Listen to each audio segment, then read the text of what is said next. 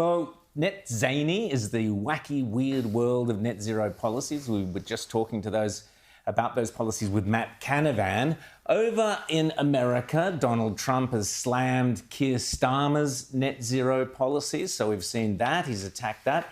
As Matt himself just said, in New Zealand, they've abandoned Jacinda Ardern's net zero policy. So all around the world, they are abandoning net zany, as we call it.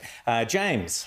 Well, yeah, and I mean, this is so crucial because around the world, Trump attacked, as you say, Starmer for all of the wind farms and said you should get drilling in the North Sea. Absolutely right. But also, the UK has been going hell for leather on nuclear. In the last week, we've seen other countries in Europe say, we're going to lift our nuclear bans. We're going to go on nuclear. We're going to start doing nuclear again. We're going to restart our nuclear plants. The Biden administration, Democrats on the left had a big push for nuclear. And you'll remember that they went to that big meeting in Dubai and all signed on to that big global nuclear agreement. Now, this idea that the laws of physics somehow don't apply here in Australia, which is basically what Labor and, a lot of the moderate wing of the Liberal Party, which are heavily invested personally in renewables, like to say, is an absolute nonsense. And I'll tell you something. I've been thinking so much about this because I've been traveling the last week. As you know, I wasn't here last week. And, I started to say this before.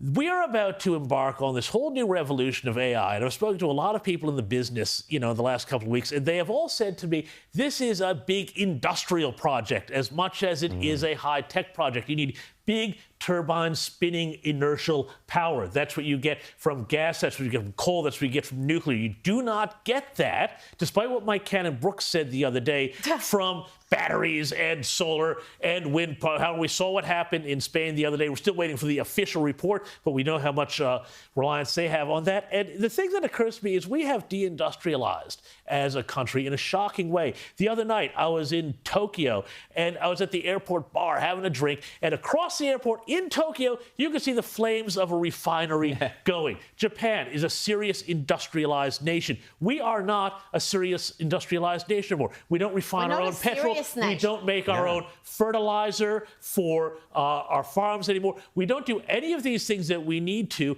and it's a national security issue. It's an economic issue. Greg Sheridan had it right. We're a nation in decline if we don't fix this. But look at what the rest of the world is doing. Why are we somehow special that we're immune to the laws of physics and economics? Well, we're not, and Albanese thinks that we can just get this done. This is why we've had the biggest fall in living standards in the developed world. We're not immune. And you said we're not a serious industrial nation. Right now, we're not a serious nation. We are just defying reality. And Trump is not only turbocharging drilling, he is actually also turbocharging nuclear energy. He has just signed several executive orders in that direction. He wants to get rid of the over-regulation. Fission, baby, fission.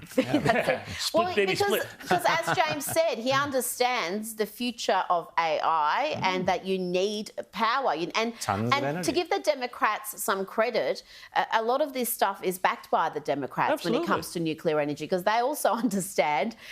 And Obama was enormous in fracking. He was also interested in getting America to be energy independent. But here in Australia, we're still clinging on to this fantasy that renewables are the cheapest form of energy. It's laughable. Have a look at your bill if you think that's true.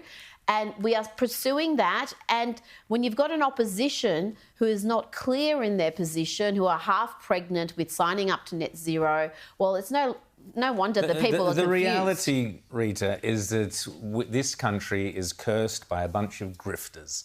Renewables grifters who are milking the system, rorting the system, making themselves very wealthy at your expense. Just as Rita says, check your electricity bills, plus all the subsidies that your taxes go to rather than doing sensible things around the country. These grifters have completely corrupted our political system, which is why the Nats and the Liberal Party and the Coalition are struggling. Do we go net zero, do we not? Because they are at the beck and call of these very same grifters. It's an absolute national disgrace, and we are all paying through the teeth. And Rita is 100% correct. We are not a serious nation any longer, and we're going to find out very soon just how unserious we are, James.